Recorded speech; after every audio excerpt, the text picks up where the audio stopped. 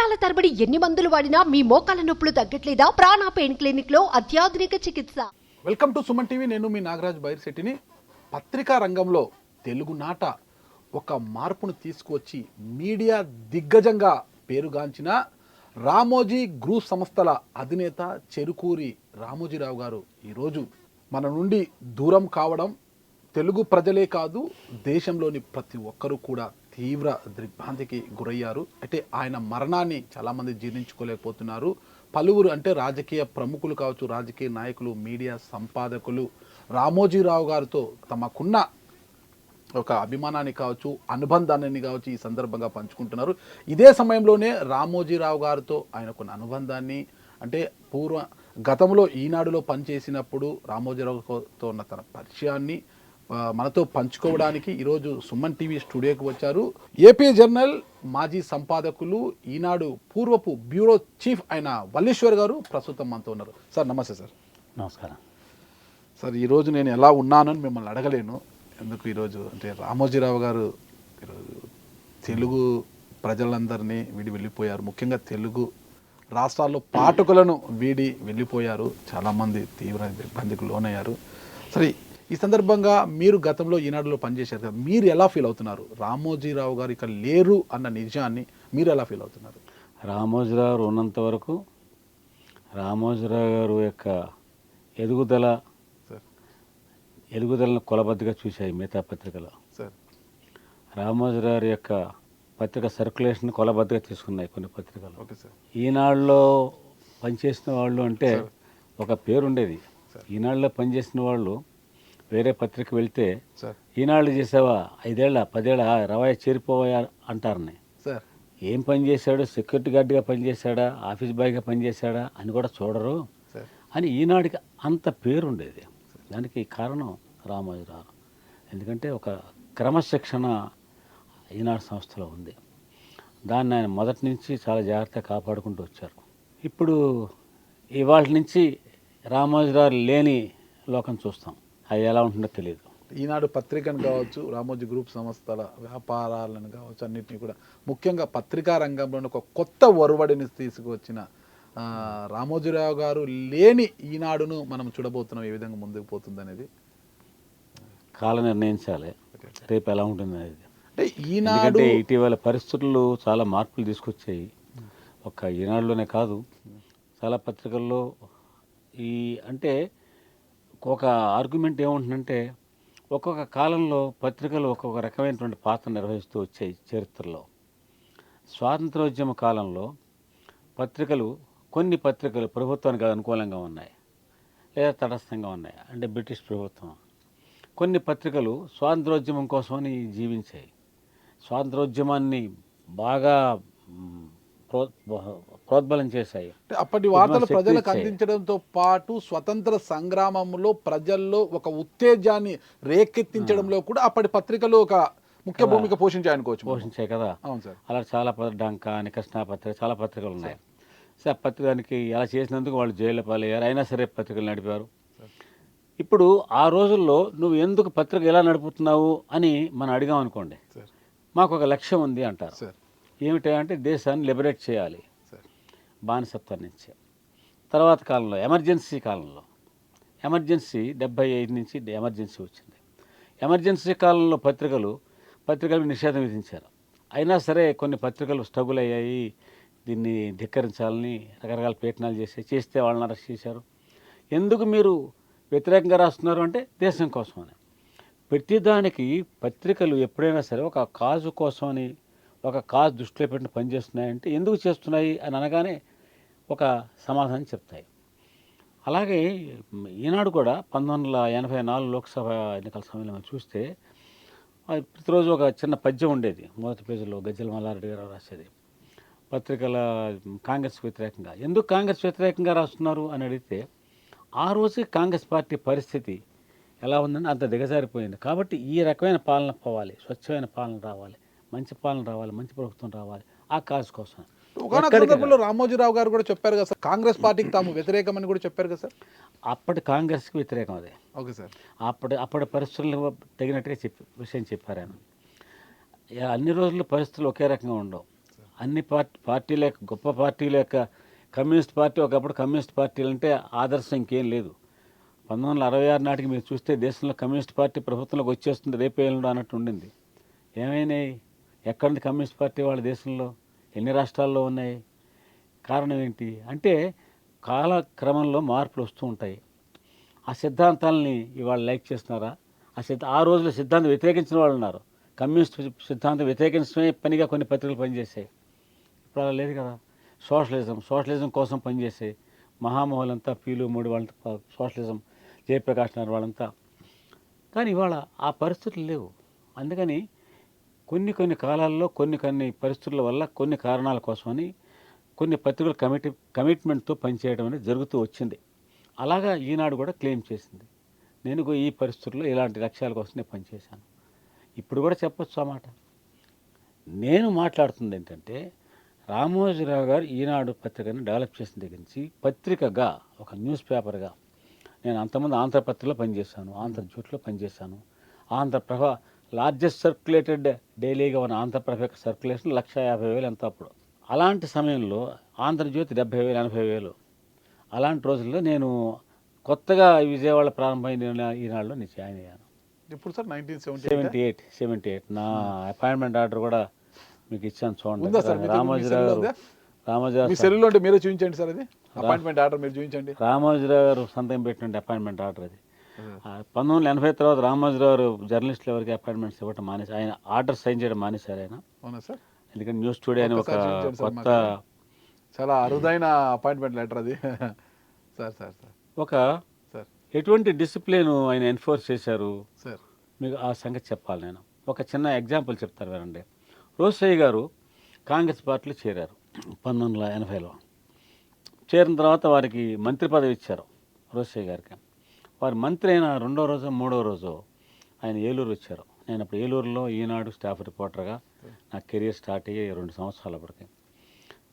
Career అంటే ఈనాడులో, otherwise నాకు అప్పటికే నేను పుటప్ సమ్ అంటే ఆంధ్రపత్రిక చేశారు, ఆంధ్రజ్యోతి చేశారు, తర్వాత మీరు ఈనాడుకు వచ్చారు. అప్పటికి 10 సంవత్సరాలుగా నేను ఆల్రెడీ వృత్తిలో ఉన్నాను. వచ్చినప్పుడు కొంతమంది మిత్రులు, జర్నలిస్ట్ మిత్రులు, బివి రాయుడు అని, మంత్రిపాటి శ్రీహర్రావు గారు, మేము కలుద్దాం అనుకుంటే కలుస్తాం. పెళ్ళికి వచ్చారు. పెళ్ళాక గెస్ట్ హౌస్లో కలిసాం. కలిసినప్పుడు చాలా విషయాలు మాట్లాడుకున్నాం. మాట్లాడుతున్నప్పుడు లాస్ట్లో నేను ఒక ప్రశ్న అడిగాను. ఆయన మంత్రి అయ్యాక మొట్టమొదటిసారి బయటకు వచ్చి మీడియాతో మాట్లాడుతున్నారు. మీరు చెన్నారెడ్డి గారి ప్రభుత్వంలో పనిచేస్తున్నారు కదా, ఈ ప్రభుత్వం అంతా నీతివంతమైందే అని మీరు అనుకుంటున్నారా? నీతివంతంగా పనిచేస్తుంది అనుకుంటున్నారా అన్నాను. ఆయన అన్నారు, వల్లీశ్వర్ గొంగట్లో తింటున్నాము, ఏం చెప్తా నేను అన్నాడు ఆయన. అయిపోయింది, వచ్చేసాం కదా. సరే, నేను మర్నాడు వార్త రాసినప్పుడు ఏం రాశారు సార్ వార్త? విషయం అంతా వేరే ఉంది, ఇంకా ఇతర విషయాలు చాలా ఉన్నాయి. నేను ఇది లాస్ట్లో పెట్టాను ఈ పాట. చెన్నారెడ్డి ప్రభుత్వ నిజాయితీ గురించి ప్రశ్నించగా రోసయ్య గారు దాటవేశారు అని రాశాను.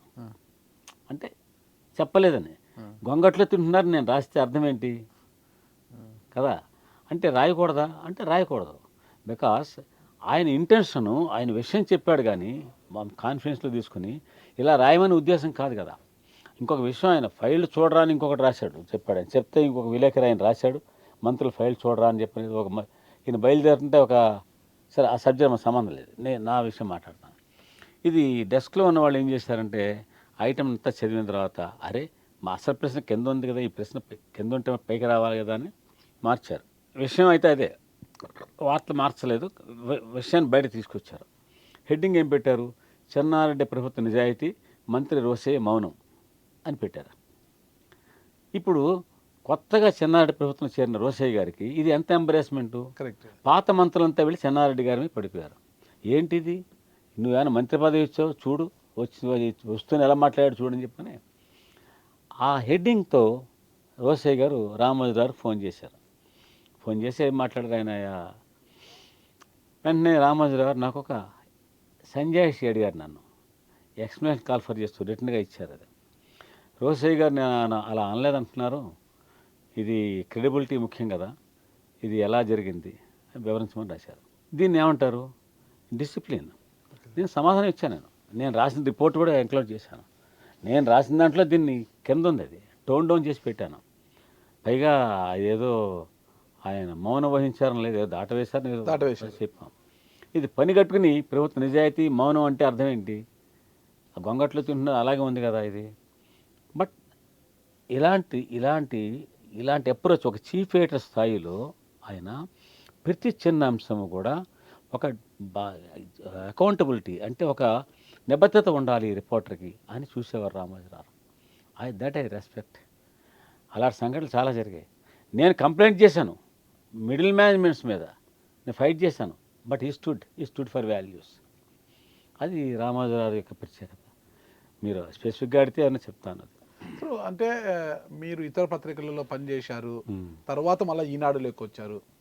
అక్కడ పత్రికల్లో పనిచేసినప్పుడు ఆ యాజమాన్యాలతో కావచ్చు అనుబంధం ఎలా ఉండేది, అక్కడ పరిస్థితులు ఎలా ఉండేటివి, ఈనాడుకు వచ్చిన తర్వాత ఇక్కడ పరిస్థితులు కాబట్టి ఇక్కడ యాజమాన్యం ముఖ్యంగా రామోజీరావు గారితో ఎలా ఉండేది, ఆయన వ్యక్తిత్వం గురించి ఏంటి, అసలు ఏం తెలుసుకున్నారు సార్ మీరు 2 విషయాలు కలిపేశారు, మేనేజ్మెంటు తర్వాత రామోజీరావు వ్యక్తిత్వం 2 కలిపేశారు మీరు. సార్ బట్ ఇవి 2 వేరు వేరు. బట్ పోనీ ఒకటే అనుకుందాం, మేనేజ్మెంట్ కూడా రామోజీరావు కదా. ఈనాడులో పనిచేసిన ఎవరైనా ఈనాడు సంస్థలో సార్ వాళ్ళు ప్రపంచంలో అండమాన్స్లో ఉండేవాడి, అమెరికాలో ఉండేవాడి, ఆఫ్రికాలో ఉండే, ఎక్కడైనా పనిచేయని ఉండే ఆ ఎంప్లాయీకి నెల చివరి రోజు 30, 31 లేదా 1 తారీఖుల్లో జీతం అతనికి పడి తీరుతుంది. Never our organisation failed. అది నేను గర్వంగా చెప్తాను. ఆ సంస్థలో పనిచేసినందుకు ఒక్కసారి బాగా లేట్ అయినాయి జీతాలు. ఏంటి ఇంత రోజులు లేట్ అయిపోయింది ఈ సంస్థలో అనుకున్నాం. అంటే ఎప్పుడు పడ్డాయి జీతాలు? 1వ తారీఖు పడాలి, 3వ తారీఖు పడింది. 3వ తారీఖు పడితే ఇంత లేట్ అయిపోయింది ఏంటి అనుకున్నాము. ఇది నేను ఏ సంస్థలో వినలేదు. నేను ఆంధ్రపత్రికలో పనిచేశాను, ఆంధ్రజ్యోతిలో పనిచేశాను. ఈ రకమైనటువంటి మేనేజ్మెంట్ అంటే నేను ఖచ్చితంగా నెల 1 నేను ఢిల్లీలో పనిచేశాను. ఢిల్లీలో చెక్ వచ్చేది. ఎప్పుడు వచ్చేది చెక్? నాకు 28, 29కి వచ్చేది. ఎందుకంటే అది ఎన్కాష్ కావాలి కదా. 1వ తారీఖు కల్లా శాలరీ ఉండాలి నాకు నా అకౌంట్లో. అలాంటి మేనేజ్మెంట్ నాకు తెలియదు మిగతా పత్రికలు ఎలా ఉందో. తెలుగు పత్రికల్లో మాత్రం చెప్తాను ఖచ్చితంగా, అది డిఫరెంట్. రెండోది, ఆయన వ్యక్తిత్వం గురించి చెప్పాలంటే ఆయన బాగా పనిచేస్తున్నారు. నాగరాజు మీటింగ్ పెడితే, నాగరాజు లాస్ట్ వీక్ నువ్వు చేసిన ఇంటర్వ్యూ చాలా బాగుంది నాగరాజు, నాకు I'm very proud of you, keep it up అని 10 మందిలో చెప్తాడు ఆయన. అప్పుడు మీకు కాలర్లు వేస్తుంది, చాలా గర్వంగా అనిపిస్తుంది, ఇంకా ఉత్సాహంగా పనిచేయాలనిపిస్తుంది కదా. అలాగే ఎవరన్నా తప్పుడు వ్యవహారం చేశాడు అనుకోండి, తప్పుడు వార్త రాశాడు అనుకోండి, దాని మీద కామెంట్ రాసేస్తాడు. ప్రతిరోజు ఆయన ఎంతమంది ఎడిటర్లు మొత్తం పేపర్ చదివి కామెంట్ రాస్తున్నారు నాకు తెలియదు తెలుగులో. ఐ డోంట్ థింక్ సో, అది పాసిబుల్ కాదు.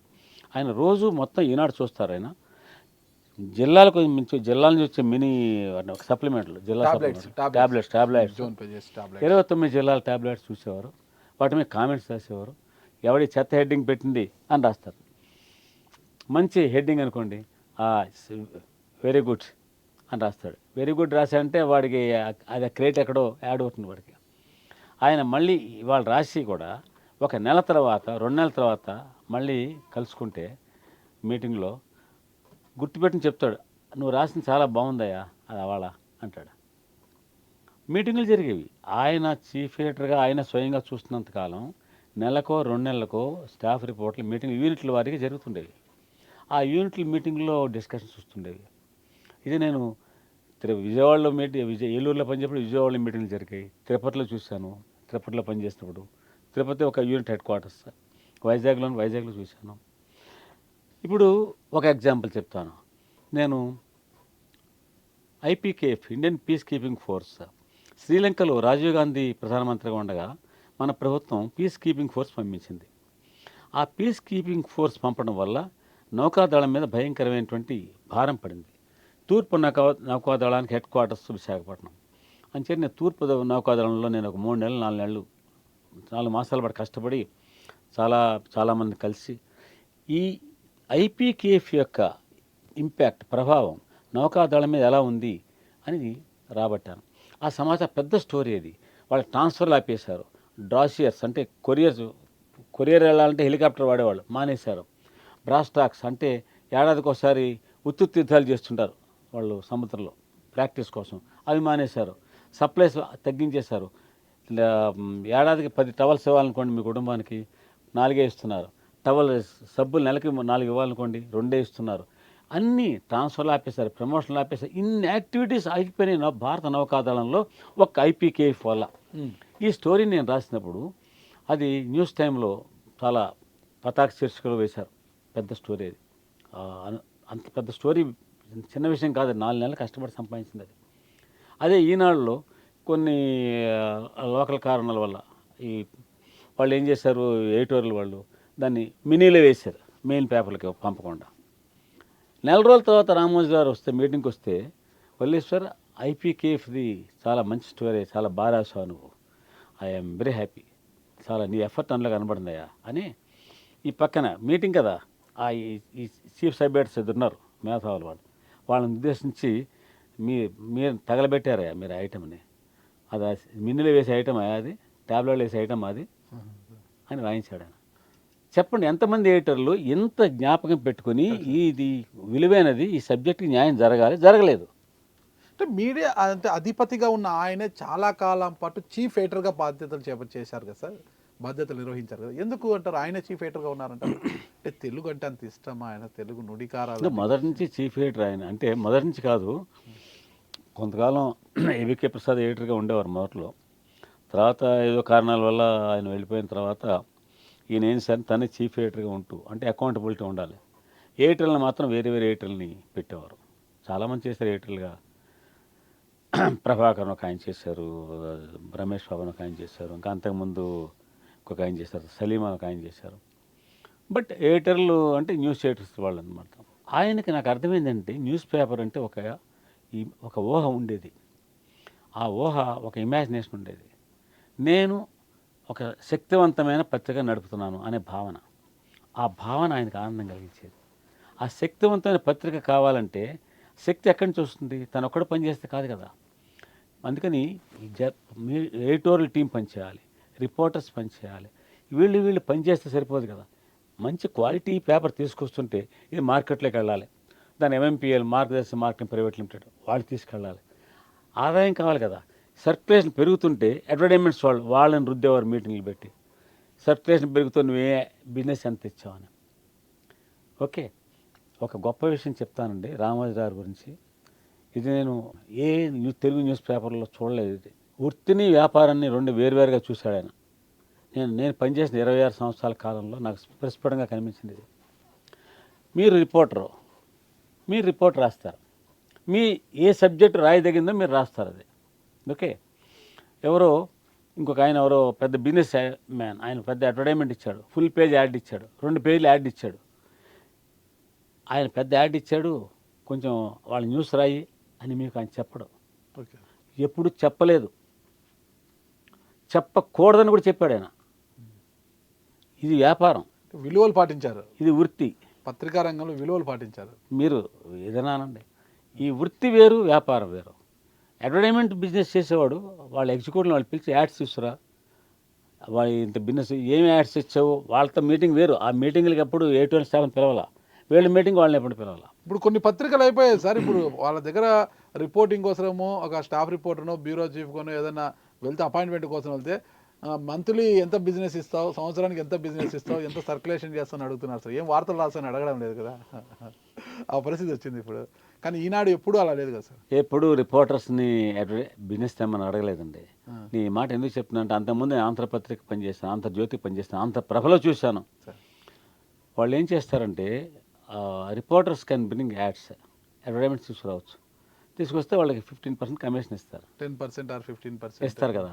సో కమిషన్ వస్తుందని దానికి ఆశపడి రెవెన్యూ వస్తుంది కదా. అందుకని పార్ట్ టైం రిపోర్టర్స్ కానీ ఫుల్ టైం రిపోర్టర్స్ కానీ వాళ్ళు కూడా తీసుకొచ్చేవాళ్ళు బిజినెస్. అది ఆ సిస్టమ్ మంచి చెడు నేను మాట్లాడట్లా. బట్ రామోజీరావు గారు రిపోర్టర్కి కనుక బిజినెస్ అప్పగిస్తే ఇతను క్వాలిటీ రిపోర్టింగ్ ఏం చేయగలడు. ఇతను బిజినెస్తో సంబంధం ఉండకూడదు ఇతనికి. అలాగే మార్కెటింగ్కి వెళ్ళేవాళ్ళు ఎవడో ఒకసారి వార్త ఇచ్చాడు, ఏదో ధర్మంచర సత్యవాద ఏదో సంథింగ్ ఎక్కడో ఏదో వార్త ఇచ్చాడు, అది ఇంకోటి ఏదో ఒక వార్త తీసుకొస్తే ఆ టైంకి నా యూనిట్లో నేను డిస్ట్రిక్ట్ స్టాఫ్ రిపోర్టర్ని వెళ్ళిపోయి మొట్టమొదటిసారిగా తెలుగు పత్రికా రంగంలో టెలిప్రింటర్లు ఆఫీస్ ఇచ్చారు, టెలిప్రింటర్లు ఇచ్చారు. అంతకుముందు రిపోర్టర్స్కి ఎప్పుడు ఆఫీసులు ఉండేవి కాదు, ఇంటి నుంచి పనిచేసేవాళ్ళు. నేను ఊళ్ళో లేని టైంలో ఈ మార్కెటింగ్ హెడ్ ఏం చేశాడు, ఎక్కడో చూసి వచ్చింది ఒక వార్త, ఎవరో చెప్పిన వార్త రాసేసాడు. రాస్తే అది పేపర్లో వచ్చేసింది. మొన్నటి చూస్తే అది కరెక్ట్ కాదు, ఈ చెప్పినవాడు ఎవడో మిస్లీడ్ చేశాడు. ఆ ఊరి నుంచి వచ్చేసారు, ఆ ఊరి సర్పంచ్ పెద్దవాళ్ళంతా వచ్చేసారు, ఎవడే వార్త ఇచ్చింది, ఎవడు రాసిందని చెప్పని. వాళ్ళు నా దగ్గరకు వస్తే సరిపోయేది, వాళ్ళు ఏకంగా విజయవాడకు లెటర్ రాశారు. రామోజీ గారు ఏమిటి ఎంక్వైరీ చేశారు, ఏంటంటే నా సంబంధం మార్కెటింగ్ వాళ్ళు చేశారు. లెఫ్ట్ అండ్ రైట్ వాయించారు, నీ పని కాదు, నీ పని నువ్వు చేయి, గుర్రం పని గుర్రం చేయాలి, గాడిద పని గాడి చేయాలి, నీకు ఎందుకు పని. అంటే ఈ మేనేజ్మెంట్ అన్నదని చెప్తున్నాను నేను. దీని యొక్క ఇంపాక్ట్ ఎప్పుడైతే బిజినెస్ కోసం రిపోర్టర్ పరిగెత్తాడో తను వృత్తి న్యాయం చేయలేడు, ఇది ఆయన నమ్మకం. అలాగే ఈ వృత్తి విలువలు తెలియనివాడు, రాసే ఏది రాయచ్చు ఏది రాయకూడదు తెలియనివాడు, వాడు వెళ్ళి మార్కెటింగ్ చేయాలి, యాడ్స్ ఇదే ఈ పని చేస్తే ఎట్లాగా. ఈ రెండు వేరుగా చూశాడు. That is something unique. అంటే పత్రికా రంగంలోనే మలయాళం మనోరమ తర్వాత అంతటి ప్రజాదరణ పొందిన పత్రిక కూడా ఈనాడు అంటారు సార్. అది ఎవరు కాదనేది, ఎవరైనా నా చిన్నతనంలో సైతం కూడా, అంటే ఈ రోజుకి కూడా ఈనాడు పత్రికను చేతిలోకి తీసుకున్న తర్వాత ప్రతి ఒక్కరు ఎవరైనా కూడా ఒక 4 పేజీలు అలా తిప్పందే అసలు రోజు గడవదు. ఒకానొక సందర్భంలో అంటే ఈనాడు పత్రికలో ఏమైనా ఈ నికోటిన్ అనే పదార్థం ఏమైనా ఉందా, అంత దానికి అడిక్ట్ అయిపోతున్నారు. అంతే కదా సార్, అంత అడిక్ట్ అయిపోతున్నారు ఏంటనే ఒక ఇది కూడా వచ్చింది కదా సార్. ఒక 1989లో ఆరంభంలో ఈ ట్యాబ్లెట్ స్టార్ట్ అయినాయి. ట్యాబ్లెట్ స్టార్ట్ చేయడానికి ముందు ఆయన టాబ్లెట్స్ తీసుకొచ్చింది ఈనాడే కదా సార్, రామోజీరావు గారే. ఫస్ట్ ఈనాడు జోన్ పేజెస్, టాబ్లెట్స్ ఫస్ట్ ఈనాడు. ముందు జిల్లా పేపర్లు తీసుకొచ్చారు, తర్వాత జోన్లు వచ్చాయి. సార్ ట్యాబ్లెట్ స్టార్ట్ చేసే ముందర మీ యూనిట్ వాటికి మీటింగ్ పెట్టారు. మీటింగ్ పెట్టి వీటిని ఎలాగా వాటికి ఫీడింగ్ ఇవ్వాలి. ట్యాబ్లెట్ 8 పేజీలు మేము పెట్టాలి. 8 పేజీలు పెడితే 8 పేజీలకి న్యూస్ ఇవ్వాలి కదా, ఎలా ఇస్తారు మీరు, ఎలా ఇవ్వగలరు? అప్పుడు కంట్రిబ్యూటర్ల వ్యవస్థ అనేది స్టార్ట్ అయింది. ఈ కంట్రిబ్యూటర్ల వ్యవస్థ దాని మంచి చెడు రెండు ఉన్నాయి. అయితే ఈ ట్యాబ్లెట్ స్టార్ట్ చేయడానికి వైజాగ్ వచ్చినప్పుడు నేను వారికి ఒక ప్రపోజల్ ఇచ్చాను మీటింగ్లో. ప్రతిరోజు పొద్దున్న లేవగానే నేను ఈ ట్యాబ్లెట్ చూడాలి అని ప్రతి పాట కూడా అనుకోవాలండి. అయితే ఏం చేద్దాం అన్నాడు. నాది ఒకసారి సజెషన్ ఉందండి అన్నాను, చెప్పమన్నాడు. అది అప్పుడు తయారు చేసి పెట్టున్నాను, అది ఇచ్చాను. అదేంటంటే 3వ పేజీ ట్యాబ్లెట్ తీయగానే 3వ పేజీ మొత్తం కన్స్యూమర్ కాలమ్స్ ఉంటాయి.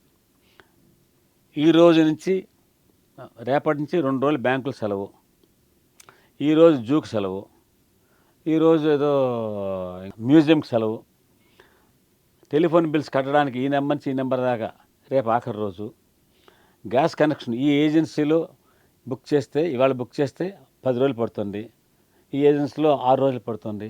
అన్ని కన్స్యూమర్ ఓరియంటెడ్ ఇన్ఫర్మేషనే. ఇన్కమ్ ట్యాక్స్ రిటర్న్స్ ఫైల్ చేయడానికి రేపు ఆఖరి రోజు, ఎల్లుండి ఆఖరి రోజు, అన్నీ ఇవే ఉంటాయి. ఒక పేజీ మొత్తం కన్స్యూమర్ కాలం. ఇది ఈ కాలము మనం అలవాటు చేస్తే 2 రోజులు అయ్యేసరికి అరే ఏమన్నా మర్చిపోయిందా ఏమన్నా ఉందా, నేను కరెంటు బిల్లు కట్టాలా, టెలిఫోన్ బిల్లు కట్టాలా, ఏమన్నా ఉందా అని పాఠకుడు ఆగి చూడాలి. ఆయన కితాబ్ ఇచ్చారు, ఎక్సలెంట్ ఐడియా అన్నారు. అన్ని యూనిట్స్కి ఇది ఇంప్లిమెంట్ చేసి పంపించారు. అది హైదరాబాద్లో కొంతకాలం ఫాలో అయ్యారు.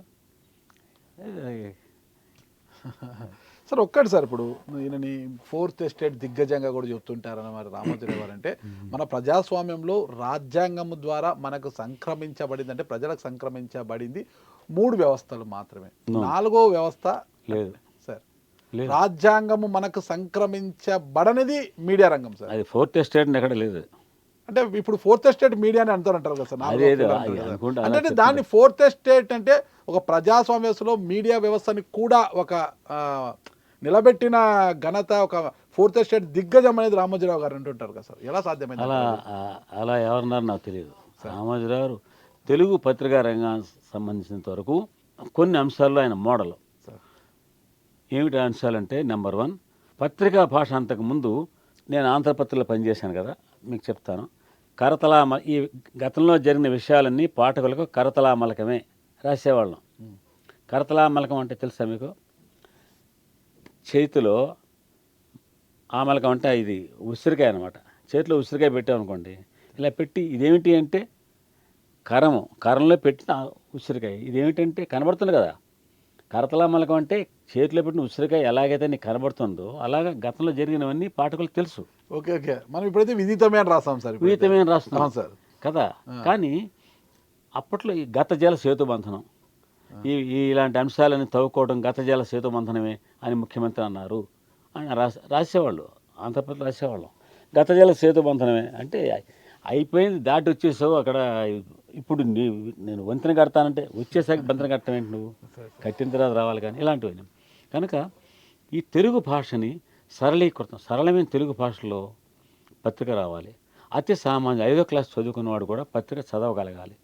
ఇది ఆయన చేసినటువంటి ప్రయత్నం. అది మొట్టమొదటిసారిగా ఆ తెలుగు ఎప్పుడైతే సరళమైపోయిందో ప్రతివాడు రిక్షా తొక్కునేవాడు కూడా, అంటే రిక్షా అనేది నా ఉద్దేశం తక్కువ కాదు, 5వ క్లాస్ చదువుకున్నవాడు కూడా పత్రిక చదవగలిగే స్థాయికి తీసుకొచ్చారు. రెండోది, అందులో కొన్ని టూకీగా అని ఒక కాలం ఉండేది మొదటి పేజీలో, ఫస్ట్ కాలం. ఆ టూకీగా అనేది ప్రపంచంలో జరిగే వింతలు విడ్డూరాలు తమాషాగా రాసేవాళ్ళు, స్టైల్ సరదాగా అనమాట రాసేవాళ్ళు అనమాట. అది వినడానికి చదవడానికి ఉత్సాహంగా ఉంటుంది. రాగానే ప్రతివాడు ముందు టూకీగా పట్టుకెళ్ళేవాడు. అది ఆ రకంగా ఈనాళ్ళు హెడ్డింగ్లు, అట్రాక్టివ్ హెడ్డింగ్లు పెట్టడం. అంతకుముందు హెడ్డింగుల్లో ఆంధ్రప్రభలో ముఖ్యమంత్రి ఢిల్లీకి వెళ్ళిన వైనం అని ఉండేది. ఇప్పుడు ఎక్కడన్నా వైనం అని ఎక్కడ వింటారా మీరు, చూస్తారా? అంటే వైనం అంటే కారణం ఏంటి అనే ఉద్దేశం అనమాట. బట్ అది కాదు. ఇప్పుడు అసలు ఈ ట్రెండ్ మార్చినవాడు ఆయన రామోజీరావు. ఇంగ్లీష్ పదాలే వాడకుండా పూర్తిగా తెలుగు అది ఈ మధ్యకాలంలో ఆయన ఇంగ్లీష్ పదాలను తెలుగు తీసుకురావాలి, తెలుగు పదకోసం ఒకటి డెవలప్ చేశారు చాలా కష్టపడి. అది ఆయన ఎం నాగేశ్వరరావు దానికి ఇన్ఛార్జిగా ఉంటే ఒక టీం అంతా దానికి చాలామంది పనిచేశారు. కొన్ని సంవత్సరాలకు పనిచేస్తున్నారు. ఇంకా అది నడుస్తూనే ఉంది. తెలుగు భాష బతకాలి, తెలుగులో ప్రజలు చదువుకోవాలి. అందుకని జ్యోతి బాలజ్యోతి తెలుగు కొంతగా total literacy mission, Vipula Chatura అనే విప్లా చతుర ఒకటి నవల, ఒకటి కథలు ఏంటంటే ఇతర భాషల్లో ప్రచురితమైనటువంటి మంచి మంచి కథలు మనకి అందుబాటులో రావు కదా, అవి దీంట్లో విపుల్లో వేసేవాళ్ళు. దాంట్లో ఒక నవల వేసేవాళ్ళు. ఒక ప్రయోగం ఆయన మంచి ప్రయోగం చేశారు కానీ అది క్లిక్ అవ్వాల. ఈనాడు తెలుగునాడు, ఈనాడు తెలుగునాడు అని ఒక మంత్లీ స్టార్ట్ చేశారు. అదేంటంటే విదేశాల్లో ఉండేటువంటి వాళ్ళకి తెలుగు పత్రికలు ఎలా వెళ్తాయి, అప్పటికి ఇంత టెక్నాలజీ లేదు కదా, ఇది ఇక్కడి నుంచి మనకి నెట్లో వెళ్ళిపోయేలా లేదు కదా. లేని రోజుల్లో నెలకు ఒకసారి తెలుగు నేల మీద జరుగుతున్న విశేషాలన్నీ, ఇవే వార్తా అన్నింటినీ కూడా కంపైల్ చేసి, అంటే చిన్న చిన్న న్యూస్లు కాదు, మంచి న్యూస్ స్టోరీలు సెలెక్ట్ చేసి, ఉదాహరణకి ఫస్ట్ ఈనాడు తెలుగునాడులో నాదొక స్టోరీ పడింది. నమ్మినబంటి సినిమాలో నటించిన ఒక ఎద్దు మా ఏలూరు పక్కన పెదపాడులో ఒక ఆయన దగ్గర ఉండేదన్నమాట.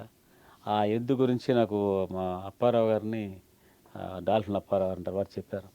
నేను వెళ్తే ఆ ఎద్దు ఆ మెట్ల మీద కూర్చుని, అరుగు మీద కూర్చుని ఆసామి రారా అంటే వచ్చేసేది మెట్లెక్కి. అది ఎరా ప్రకృతి పిలుస్తోందిరా అంటే అది ఆనానేమో ఆపేరంటే ఆపేస్తుంది. అది భలే ఉండదు ఆ ఎద్దది. ఇలాంటి విన్యాసాలు చేసేది. ఇది నేను ఈనాడు రాశాను. ఈనాడు తెలుగునాడు మొదటి సంచికలో ఇది ఉంది. ఈ ఈనాడు తెలుగునాడు ఏం చేశారంటే ఆయన ప్రపంచంలో ఉండే తెలుగు వాళ్ళందరికీ, ఎక్కువ అమెరికా, ఇంగ్లాండు, ఆఫ్రికాలో ఉన్నారు, వాళ్ళందరికీ వెళ్తే నా తెలుగు నేలను వాళ్ళు చూస్తారు, నా తెలుగు నేల ఏం జరుగుతుందో తెలుసుకుంటారని, దానికి మీ బంధువులు స్నేహితులు ఎవరైనా ఉంటే విదేశాల్లో వాళ్ళ చిరునామాలు ఇవ్వండి, వాళ్ళకి ఉచితంగా పంపిస్తాం ఈనాడు తెలుగునాడు అని. ఉచితంగా అంటే ఒక 3 నెలలు 6 నెలలు పంపుతారు. వాళ్ళకి అలవాటు చేయాలి. చేసిన తర్వాత దాన్ని సబ్స్క్రైబ్ చేయొచ్చు. ఇలా ఆలోచించి ఈనాడు తెలుగునాడు ప్రారంభించారు. అది చాలా బాగుండేది. నేను చూసేవాడిని ఇష్యూ. అది ఎందుకనో ఏం చేస్తాను, తెలుగు వాళ్ళు చందా కట్టాల్సి వచ్చేసరికి సంకోచిస్తారు. సరే ఓకే సార్. మొత్తం మీద తీసుకుంటే మీడియాలో రామోజీరావు గారు సక్సెస్ ఎలా సాధ్యమైంది, అసలు ఎన్ని పత్రికలు వచ్చినా కూడా ద లార్జెస్ట్ సర్క్యులేషన్ అనే వర్డ్ని వాళ్ళు పరిమితం చేసుకో, అసలు వాటికి ఇంకా స్థిరపడిపోయింది, అది ఎవరు కూడా దాన్ని దాటలేకపోయారు. అంటే మీ అబ్జర్వేషన్లో కారణం ఏంటి సార్? అంటే మీడియాలో రామోజీరావు గారి సక్సెస్కి దారితీసిన కారణాలు ఏంటివి? ఆయన మేనేజ్మెంట్లోనే గమనించింది ఒకటి విషయం. మీరు అడిగిన ప్రశ్న నన్ను ముఖ్యమంత్రి డాక్టర్ వైఎస్ రాజశేఖర రెడ్డి గారు అడిగారు. సాక్షి పత్రిక ప్రారంభించడానికి ముందు అడిగారు అనమాట.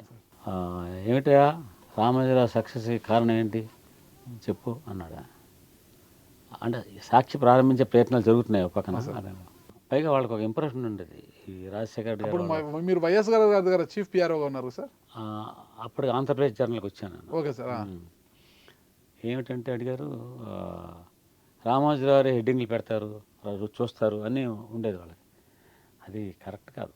ఆయన ఎప్పుడూ పేపర్ తయారవక ముందుగా దాన్ని చూడటం కానీ దాన్ని ఇలా ఉండాలని చెప్పడం కానీ 99.9% జరగలేదు నాకు తెలిసి. ఎప్పుడైనా ఎక్సెప్షన్స్ కేసు ఉంటాం కానీ. బట్ అన్నీ ఎందుకంటే ఫ్రీడమ్, ఆ 8 సీట్లో కూర్చున్న వాళ్ళకి ఆ స్వేచ్ఛనివ్వాలి, వాళ్ళు స్వతంత్రంగా ఆలోచించాలి. కాంపిటేటివ్ స్పిరిట్ బాగా తీసుకొచ్చేవారు ఆయన. అందువల్ల ఎవరు బాగా చేస్తే వాళ్ళకి ఎంకరేజ్మెంట్ ఉంటుంది కదా, తెలుసు కనుక మంచి మంచి హెడ్డింగ్లు అవి వస్తుండేవి. ఇప్పుడు రాజశేఖర రెడ్డి వర్గీయులు ఉంటారు కదా, వాళ్ళు ఏంటంటే యువతలను ఏమనుకుంటారంటే, సార్ ఇగో చూడండి సార్ రాబందుల రాజ్యం చూడండి సార్, రామోజీరావు ఏం రాశారు చూడండి సార్ అని తీసుకొచ్చి చూపిస్తారన్నమాట. ఒకరోజు నేను రాజశేఖర రెడ్డి గారి దగ్గరుండగా తీసుకొచ్చి చూపిస్తున్నారు. ఆయన పెట్టరయ్యా హెడ్డింగ్లు అని. నీకు తెలుసా అని పక్కనవాడు అడుగుతున్నాడు. అంటే అప్పుడు నేను సీఎంని ఉద్దేశించి చెప్తాను, నా టార్గెట్ ఈయన వాళ్ళు కాదు సార్. ఆయన ఎప్పుడు హెడ్డింగ్లు ఆయన చూసి ఆయన పెట్టరండి, ఆయన చేయరు. బట్ అది ఉత్సాహం, మోర్ లాయల్ దాన్ కింగ్ అని. అసలు బాస్ కంటే కూడా కొంచెం ఎక్కువ ఉత్సాహం అంటారు వాళ్ళు. ఇలా పెడితే బాస్ ఆనందపడతారు అనుకుని చేస్తుంటారు. చేసిన తర్వాత అక్కడ ఏం జరుగుతుందో మనకు తెలియదు.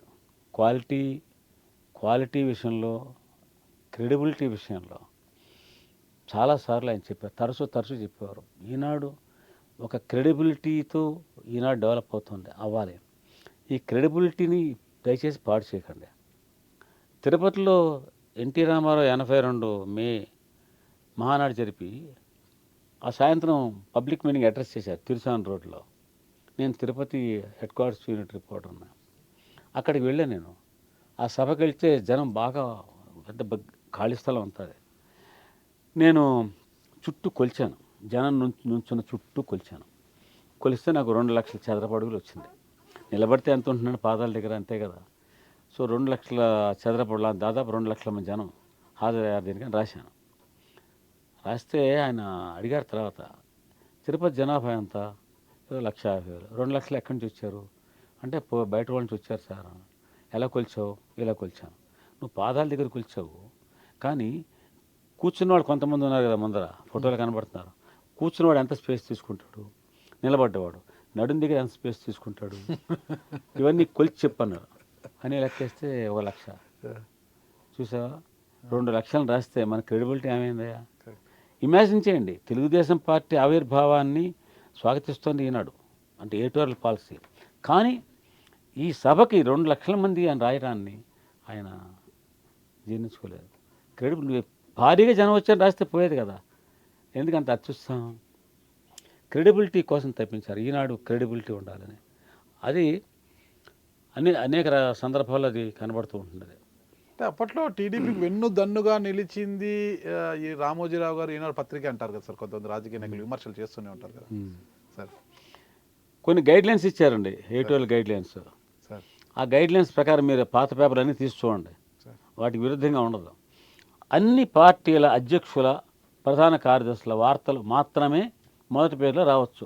అంటే ఎన్టీ రామారావు తెలుగుదేశం పార్టీ స్థాపించిన తర్వాత మొట్టమొదటి మేనిఫెస్టో రామోజీరావు గారి ఈనాడు ప్రింటింగ్ ప్రెస్లోనే ప్రచురితం అయింది, అక్కడే తయారైంది అంటారు కదా సార్. వాస్తవం ప్రింటింగ్ అయితే ఎక్కడైందో నాకు తెలియదు, బట్ రామోజీరావు తయారు చేసింది కాదు, అంతవరకు చెప్పగలను.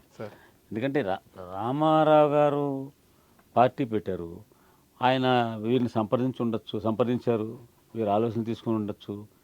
బట్ ప్రింటింగ్ ఎక్కడైనా చేసుకోవచ్చు కదా. ఇప్పుడు ఆంధ్రజ్యోతి పేపర్ ఉంది, ఆంధ్రజ్యోతి వాళ్ళు టెలికాస్ట్ చేస్తుంటారు. చంద్రబాబు నాయుడు గారు గవర్నమెంట్లో ప్రోగ్రామ్స్ టెలికాస్ట్ చేస్తారు అంటే అర్థం ఏంటి? అన్నీ వాళ్ళు తయారు చేస్తున్నారన్నా? కాదు కదా. ప్రింటింగ్ చాలా చూడాలి. న్యూస్ పేపర్ చాలా పేపర్స్ ప్రింట్ చేస్తుండే డాక్యుమెంట్స్, వేరే డాక్యుమెంట్స్. నేను ఎనీవే ఆ సబ్జెక్ట్లో నేను లేను, కానీ నేను చెప్పదలిసింది ఏంటంటే, ఆయన అలాంటి రోజుల్లో కూడా ఈ గైడ్లైన్స్, అది పార్టీ అధ్యక్షుడు, ప్రధాన కార్యదర్శి వార్తలు మాత్రం మొదటి పేరు రావాలి, వాళ్ళ ఫోటోలు మాత్రం మొదటి పేరు రావచ్చు, మిగతా వాళ్ళు లోపల పేరుకి వెళ్ళాలి. ఇందులో అస్పష్టత ఉందా? ఆల్ పార్టీస్ ఇదే పద్ధతి. మీరు పేపర్లు తిప్పి చూడండి, ఫోటోలు వేసినా వార్తలు వేసినా ఇది మెయింటైన్ చేశారు. ఈ గైడ్లైన్స్ ఇచ్చిన తర్వాత ఏ యూనిట్లో కూడా ఎవడు ధిక్కరించలేడు దీన్ని. నేను తిరుపతిలో పనిచేస్తున్నప్పుడు పతంజలి అని ఆయన ఇవది పతంజలి గారు, కేఎన్ఏ పతంజలి ఇవది chief sub editor, acting news editor అనుకోండి, పతంజలి తాడి ప్రకాశం ఉంటారు. వాళ్ళు స్ట్రిక్ట్గా గైడ్లైన్స్ దాటడానికి వీల్లేదు. ఇన్సిడెంట్లుగా రామారావు మాట్లాడిన ప్రతిదీ మొదటి పేజీకి వస్తుంది. పార్టీ అధ్యక్షుడు కదా. అంటే మీరు గమనించిన దాంట్లో మీరు ఈనాడులో కూడా పనిచేశారు కాబట్టి, ఈనాడు సంస్థలో పనిచేశారు కాబట్టి, ఒక మీడియా అధిపతిగా ఈనాడు చీఫ్ ఎడిటర్గా ఉన్న ఆయన సిబ్బంది పట్ల ఆయన వ్యవహార శైలి ఎలా ఉండేది సార్ అసలు? Everything is fair in love and war అని ఇంగ్లీష్లో సేయింగ్ ఉంది. అలాగా ఎవరి మీద ఆరోపణలు వచ్చాయనుకోండి, ఆయన బహిరంగంగా చర్చ పెట్టేవాళ్ళు. ఒక న్యూస్ ఎడిటర్ చేసిన ఒక ఆయన ఒక తమ కులానికి చెందిన కొంతమంది ఎడిటోరియల్ స్టాఫ్ తోటి మీటింగ్ పెట్టాడు హోటల్లోని ఎవరో చెప్పారు. ఆయన పిలిచి వాళ్ళందరూ లెఫ్ట్ హ్యాండ్ రైట్ వాయించి అందరే క్లాస్ తీసుకున్నాడు. అలాంటి పెచ్చవేషాలు వేయడానికి వీలు లేకుండా వార్నింగ్ ఇచ్చాడు ఆయన. నేను వైజాగ్లో పనిచేస్తున్నప్పుడు అక్కడ మిడిల్ మేనేజ్మెంట్తో నాకు ప్రాబ్లం ఉండేది. ఆయన బంధువే మిడిల్ మేనేజ్మెంట్. ఆ మిడిల్ మేనేజ్మెంట్ మొదటి నుంచి ఉన్నాడు సంస్థలో. అక్కడంతా ఆయనకి లాయలు. ఆయన్ని చాలా గౌరవంగా ఎండి గారు గౌరవంగా చూసేవాళ్ళు వాళ్ళు. బట్ నాకు సంబంధించినంత వరకు, so long as I'm not asked to violate my professional principles, I'm ready to listen to you. కానీ ఆయన ఏం చెప్పావంటే ఫలానా వాడి పేరు ఇలా రాయకూడదు, ఫలానా వాడి పేరు వేయకూడదు, ఫలానా వాడి ఫోటో రాకూడదు, ఇలాంటివి చెప్పేవాడు. నాకు నచ్చేది కాదు. అట్లాగా నేను మామూలు నా పని చేసుకెళ్ళిపోతుంటే కూడా ఆయనకి అనుకూలంగా ఉండేటువంటి డెస్క్లో ఉండేటువంటి వాళ్ళు ఫోటోలు కత్తిరించేయటం, ఈ వార్తల్ని ఎడిట్ చేసేయటం, ఆయన్ని చెప్పిన విధంగా ఆయన చేసేవాళ్ళు. నాకు చాలా ఫ్యూరియస్గా ఉండేది. 2 సంవత్సరాలు భరించిన 87లో అనుకుంటాను కార్పొరేషన్ మేయర్ ఎలక్షన్స్లో నేను స్వయంగా అందరూని ఇన్వాల్వ్ చేసి రిపోర్టర్స్ సభ్యుని ఇన్వాల్వ్ చేసి రాయించిన రిపోర్ట్, కంపైల్డ్ రిపోర్టు ఇచ్చి వెళ్తే 12 గంటలకి పొద్దున్న 3 పేర్లు యాడ్ చేసుకునే దాంట్లో చాలా భరించలేనంత బాధ, కోపం వచ్చింది. వెంటనే నేను రామోజీ గారికి రిటర్న్ కంప్లైంట్ రాశాను. ఆ రిటర్న్ కంప్లైంట్ డైరెక్ట్గా పోస్ట్లో పంపించాను. ఆయన ఈయనకి పంపించాడు మళ్ళీ ఫర్ రిమార్క్స్. ఈ పెద్ద మనిషి ఏం చేశాడు, నన్ను అడగాలి కదా, నన్ను అడగల. మిగతా సెక్షన్ హెడ్స్ అందరిని పిలిచి మీటింగ్ పెట్టి వీడు ఏమనుకుంటున్నాడు, వీడు నా గురించి ఇలా కంప్లైంట్ రాస్తాడు, వీడు తోక కత్తిరిస్తాను అలా ఇలా కానీ. ఎవడో వెళ్ళో నా ఫ్రెండ్స్ ఉంటారు కదా, వాళ్ళు చెప్పారు, ఎందుకు బాస్ ఆయనతో తగాదా ఎందుకు, ఏదో రాజీ పడరాదా అన్నాడు. ఆయన బంధువు రామోజీ గారు. సో వాట్, రామోజీ గారు బంధువు అయితే ఏంటి, తప్పుడు వార్తలు రాయడం కాదు నేను ఇక్కడ ఉన్నది. నేను ఈ ప్రొఫెషన్ మీద ఒక విశ్వాసంతో వచ్చాను, ఒక ఇమాజినేషన్తో వచ్చాను, ఒక గౌరవంతో వచ్చాను, ప్రేమతో వచ్చాను, ఒక ఆరాధనతో వచ్చాను. I love this profession, but this not the way that you can ask me to conduct. మరి 4 రోజుల తర్వాత రామోజీ గారు వచ్చారు వైజాగ్. వచ్చినప్పుడు ఇంకేంటి విశేషాలు, మీటింగ్ అయిపోయింది మా 10 నిమిషాలు. అన్ని సబ్జెక్ట్స్ మీటింగ్ అవుతాయి, ఎడిటోరియల్, సర్క్యులేషన్ అన్నీ అవుతాయి. ఫస్ట్ ఎడిటోరియల్ మీటింగ్, రిపోర్టర్స్ ఉన్నారు, కొత్తగా న్యూస్ టైం పెట్టారు అక్కడ, న్యూస్ టైం డెస్క్ వాళ్ళు ఉన్నారు. 10 నిమిషాలు మీటింగ్ అయిపోయింది. ఓకే అన్నారు. సార్ నేను మీకు లెటర్ రాశాను, మీ దగ్గర రిప్లై రాలేదు సార్ నాకు అన్నాను.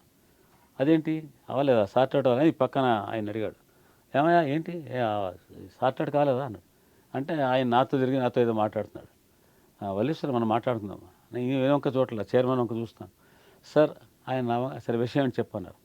సార్ ఫైల్ పట్టుకెళ్ళి చూడండి సార్, ఈ ఫోటో చూడండి, ఈ వార్త చూడండి ఎలా కట్ చేశారు, ఈ ఫోటో చూడండి, ఫస్ట్ స్టేషన్లో 4 కాలాలు ఉంది కదా, సిట్యుయేషన్లో లోపల వేస్తారు 3 కాలాలు చూసారా అన్నాను. స్పేస్లోకి వేస్తారు కదా, పర్లేదు సార్ అలా కాదు, మీరు ఒకసారి జాగ్రత్తగా గమనించండి, ఈ 4 కాలాలకి 3 కాలాల ఫోటో తేడా ఏంటంటే, ఇది కాంగ్రెస్ మహాసభ బెంగళూరు అడ్రస్ చేసింది, 4 కాలాలకి జనం ఉన్నారు, ఇక్కడ 3 కాలాలకి ఒక కాలం వెడల్పుకి జనాన్ని కత్తిరించి వేశారు, చూడండి సార్ ఇది. దెన్ ఈ రియలైజ్డ్. ఇలాంటివి నేను ఫోటో మసిపూసేసారు ఒక ఫోటో, ఇది ఫోటో గమనించారు సార్, ఇది రాజీవ్ గాంధీ, ఇది ఫలానా రాజకుమారి, మధ్యలో ఎవరయ్యా నల్లగా ఉన్నాడు, నల్లగా లేండి అసలు ఫోటో చూడండి, మసిపూసేశారు. ఇలాంటివి నేను ఇంత ఫైల్ డెవలప్ చేసి చూపిస్తే ఆయన ఇవాళ షాక్డ్. మీరు నమ్ముతారా, ఆ క్షణం నుంచి, ఆ రోజు నుంచి ఈ మిడిల్ మేనేజ్మెంట్ని ఆయన ఈనాళ్ళు అడుగు పెట్టనివ్వలేదు, వేరే మేనేజర్ని అపాయింట్ చేశారు. ఇప్పుడు ఎలాంటి వ్యక్తులు ఆయన్ని, మై రెస్పెక్ట్ గోస్ అప్. అరే my chief editor stood by my cos. మీటింగ్లో ఆయన నేను రాసిన లెటర్ ఎలాంటిదంటే, సార్ మీరు మీటింగ్లో చాలా వృత్తి నియమాల గురించి మాట్లాడతారు, ఈ వృత్తి గొప్పదని చెప్తారు, ఈ నియమాలకి వీటికి కట్టుబడి మీరు పని చేయాలంటే give us enough strength here. ఇక్కడ దీనికి పూర్తి విరుద్ధంగా పనిచేసే వ్యవస్థ పనిచేస్తున్నాం. ఇది ఆ వ్యవస్థ. అప్పుడు ఫ్రెండ్స్ చెప్పారు, blood is thicker than water, నీ ఉద్యోగం పోతుంది రేపు అన్నారు. ఒకవేళ Ramoji Rao blood is thicker than water అని అనుకుని అతన్నే కాపాడాలనుకుంటే నేను ఈ క్షణంలో వెళ్ళిపోతాను. నేను ఈ సంస్థలని పనిచేయను. బట్ ఆయన నాకు ఎలివేషన్ ఇచ్చారు, ప్రమోషన్ ఇచ్చారు, ఢిల్లీ వెళ్తావని అడిగారు, వెళ్ళి చూసిరా, నచ్చితే పని చేయ లేకపోతే లేదన్నారు. ఇవన్నీ దే స్పీక్ వాల్యూమ్స్ అండి. నేను ఆ వ్యక్తిని ఎడిటర్గా, ఒక చీఫ్ ఎడిటర్ స్థాయిలో చూస్తే ఎస్, వృత్తి వేరు వ్యాపారం వేరు. వృత్తిని వృత్తిలో చూశాడు, మమ్మల్ని ఎప్పుడు వ్యాపారం చేయమలేదు అని. ఇది స్ట్రాంగ్ పాయింట్. అది మీరు ఇందాక ఏదో అడిగారు వాటిలో, మీరు వీక్ పాయింట్, ఒక వీక్ పాయింట్ కూడా తర్వాత కాలంలో మీకు ఇంత అనుబంధం ఉంది, ఆయన చాలా దగ్గరగా చూశారు కాబట్టి రామోజీరావు గారిలో ఉన్న స్ట్రాంగ్ పాయింట్ ఏది, ఆయనకు అంటే బలం అయ్యేది, ఆయనకు బలహీనత అయ్యేది అంశం ఏది? బలమైన అంశం ఏంటి, బలహీనత ఏంటి? అసలు ఆయన బలము బలహీనత. బలమైనది ఇదండి. ఎవరైతే ఆయన he chooses right person for right job. ఇందాక నేను చెప్పాను, రాజశేఖర రెడ్డి గారు అడిగారు ఏమిటా ఎలాగ ఆయన సక్సెస్ అంటే ఇదే. ఈ చూస్ right person for right job. ఎవరు ఎలాంటి పోస్టులో డెలివరీ చేయగలరు గూడ్స్, వాళ్ళు అలాంటి వాటికి వేశారు. ఆ ఎంచుకోవట్లోనే ఆయన యొక్క సామర్థ్యం అంతా ఉంది. ఆయన నెవర్ ఈ ఫెయిల్డ్. ఎప్పుడన్నా ఫెయిల్ అయ్యంటే ఒకళ్ళిద్దరు ఉన్నాయి కేసులు కొన్ని, మయూరి ఫిల్మ్స్లో వాటిలో చేసేవాళ్ళు, కానీ బట్ ఈనాళ్ళు కాదు. ఒకటి. రెండోది, పనిచేసేటువంటి వాడికి ఎప్పుడు బ్యాటింగ్ ఉంది. వాళ్ళని ఎప్పుడు ఎంకరేజ్ చేశారు, వాళ్ళ భుజం తట్టారు. తర్వాత లేదు, వృత్తికి నియమాలకు విరుద్ధంగా ఎవరన్నా పనిచేశాడు, మెర్సిలెస్గా వాళ్ళకి పాఠం చెప్పారు. కొన్ని ఉద్యోగాల నుంచి కూడా తీసేశారు తప్పుడు వ్యవహారం చేసిన వాళ్ళని. బట్ దాని రెండు పెనాల్టీ అండ్ చాలా మందిలో ఉంటున్నది. అది కొంచెం పంతులు గారి మేక నలుగురు దొంగల కథలాగా. ఎవరైనా నలుగురు పోయి చెప్తే ఇవాళ కూడా రేపు కూడా చెప్తారనుకోండి, సార్ నాగరాజు మొదట్లో బాగా ఉన్నాడు సార్, ఈ మధ్య కొంచెం తేడాగా ఉంది సార్. అవునా, బాగానే మాట్లాడుతున్నారు కదా అంటారనమాట. రేపు ఇంకోటి వెళ్ళి చెప్తారు, సార్ నాగరాజు కొంచెం ఏదో సార్ తేడాగా ఉంది సార్ అంటాడు. ఇలా రోజు ఒకటి పోయి చెప్తే అవుతుందండి. ఇవి ఆయన జనరల్గా చాలా కాషస్గా ఉండాలని ప్రయత్నం చేసేవారు. బట్ ఏదో కొన్ని ఇన్సిడెంట్స్. రామోజీరావు గారు వ్యాపార రంగాన్నే కాదు, మీడియా రంగాన్నే కాదు, రాజకీయ రంగానికి కూడా శాసించే స్థాయికి వచ్చారు అంటే ఏమంటారు సార్? శాసించే స్థాయికి అని నేను అన్నండి.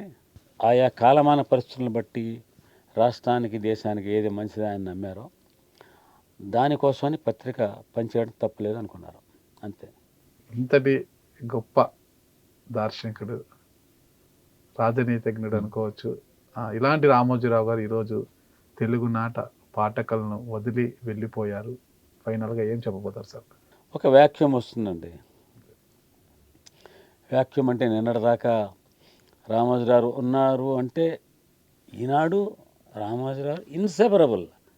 ఆయన చాలాసార్లు చెప్పారు, నా ఫస్ట్ ప్రయారిటీ ఈనాడు, సెకండ్ ప్రయారిటీ ఈనాడు, థర్డ్ ప్రయారిటీ ఈనాడు. అది ఆయనకి ప్రాణం.